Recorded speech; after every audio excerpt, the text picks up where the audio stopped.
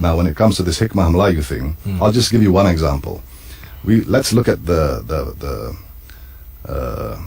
philosophy of, or the hikmah of Nuruddin Raneri, and this is 17th century, 18th century. They were talking about wahdat al-wujud in that period. They were not talking silly nonsense like we do today.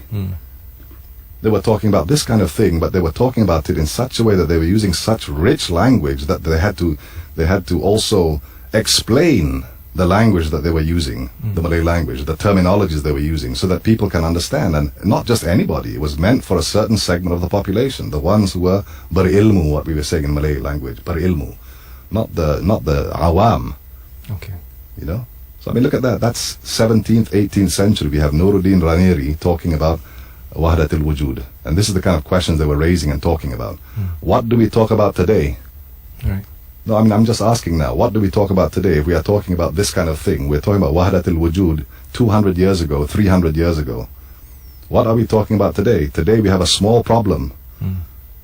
A small problem of whether we can use the name of Allah or not in non-Muslim books and publications.